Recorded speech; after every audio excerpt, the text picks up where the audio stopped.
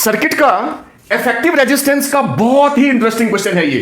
Figure आपको दिख रहा होगा, और अगर आपके पास कंसेप्ट है प्रॉपर तो आप इस क्वेश्चन को मुंह जबानी कर सकते हैं, जबकि इतना कॉम्प्लिकेटेड ये दिख रहा है। पहले क्वेश्चन समझते हैं फिर इसको सॉल्व करते हैं। कहां आपको दो पॉइंट दिख रहा है, ए और बी, और यहां पे टोटल आपके 11 रजिस्टर्स हैं। 11 रजिस्टर्स, सबकी वैल्यू भी दे रखी है यहां पे।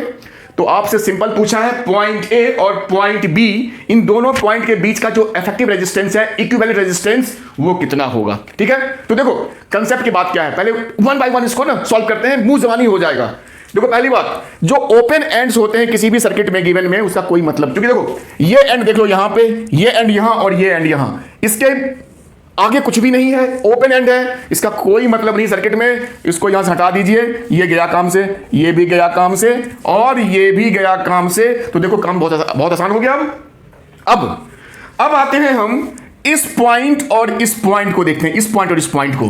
देखो चूंकि ये एक सिंगल वायर से जुड़ा हुआ है, मतलब ये पॉइंट और ये पॉइंट सेम पोटेंशियल पे होंगे। इंपॉर्टेंट चीज, इसका मतलब है कि ये जो दो रजिस्टर्स हैं 1.8 ओम और 2.2 ओम, ये दोनों तो है सीरीज में, लेकिन क्या है कि इनका जो पॉइंट्स है वो कॉमन पॉइंट पे है, कॉमन पोटेंशियल पे है, सेम पोटेंशियल पे है। तो इसमें कोई करंट ही नहीं होगा, करंट के लिए पोटेंशियल डिफरेंस चाहिए होता है। तो इस सर्किट में कोई करंट नहीं होगा, तो भाई इसका भी काम खत्म। ये भी नहीं है इस सर्किट में, अब कोई मतलब नहीं इसका। अब देखो तुम्हारा सर्किट कितना सिंपलीफाई हो गया। अब यहां बचा 1, 2 और 5 और 6 रजिस्टर्स बचे बस। अब आ जाते हैं इस पॉइंट और इस पॉइंट पे।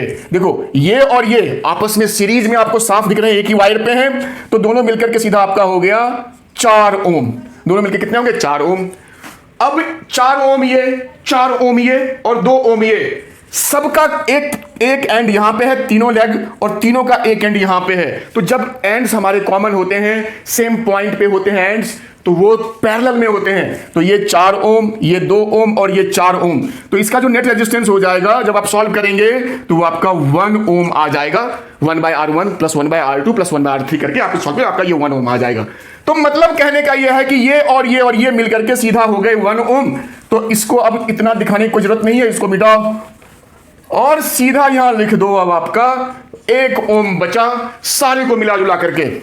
ठीक है, अब देख लीजिए पॉइंट ए और पॉइंट बी मेरा यहां है, और 3 रजिस्टर्स आप दिख रहे हैं, 2 ओम, 1 ओम और 5 ओम, और ये तीनों रजिस्टर्स आपको बिल्कुल एक ही वायर पे हैं, यानी सीरीज में है।